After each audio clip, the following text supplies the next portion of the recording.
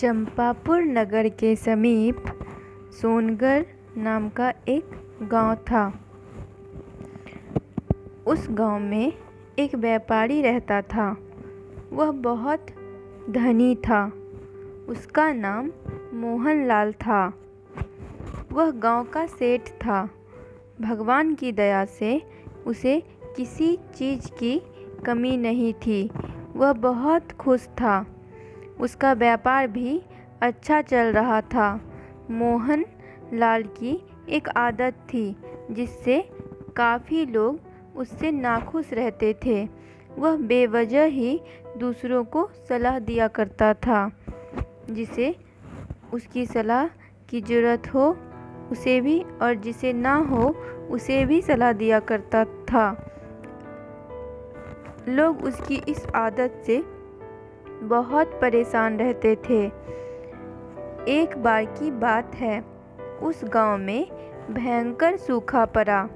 चारों तरफ भूमि बंजर हो गई। हरियाली का नामो निशान न था। चारों तरफ सिर्फ और सिर्फ सूखा। बारिश नहीं होने की वजह से फसल बर्बाद हो गई थी। मोहनलाल भी बहुत चिंतित था। उसने अपने जीवन में इतना भयंकर सूखा कभी नहीं देखा था। पर वह पहले से भी कुछ अनाज की बोरियों को खराब समय के लिए बचाकर रखा था।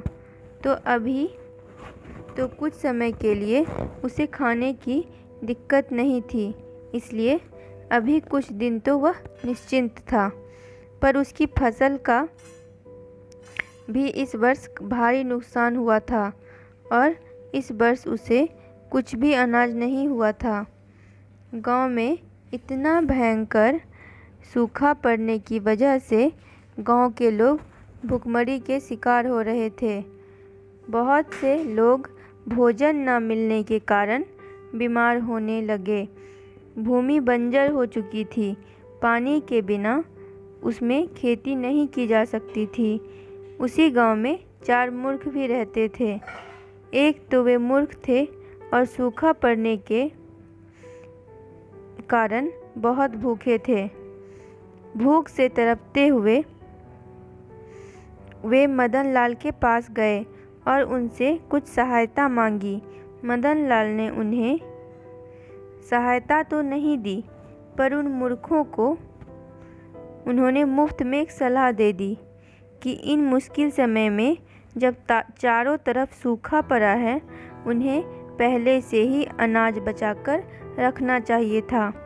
मदन लाल ने मूर्खों को उनके घर में 4 बोरी अनाज रखने वाली बात बता दी। वे चारों मूर्ख अवश्य थे, पर वे बहुत ताकतवर थे। उन्होंने जैसे सुना कि मदन लाल के पास बहुत अनाज है, वे उसी के घर में घुस गए और सभी अनाज की बोरियों को लेकर पूरे गांव में बांट दिया। मोहनलाल ये सब देखता ही रह गया और कुछ न कर सका। जिस अनाज को उसने मुश्किल वक्त के लिए बचा कर रखा था, वह उसकी सलाह देने वाली आदत के कारण उससे छीन चुका था। उसे अपनी इस गलती पर बहुत पछतावा हुआ।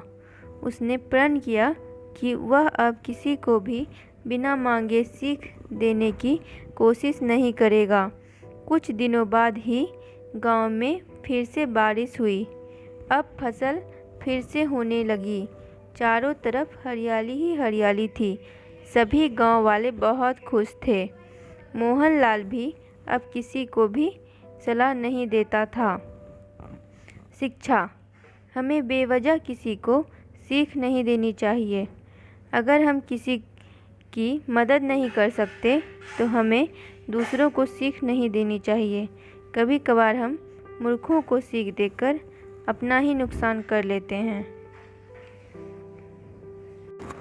अगर आपको हमारी यह कहानी पसंद आई और आपने इससे कुछ सीखा तो इस वीडियो को लाइक करें और इसी तरह की इंस्पायरिंग स्टोरी देखने के लिए हमारे चैनल को सब्सक्राइब करें और बेल आइकन को प्रेस करना ना भूलें।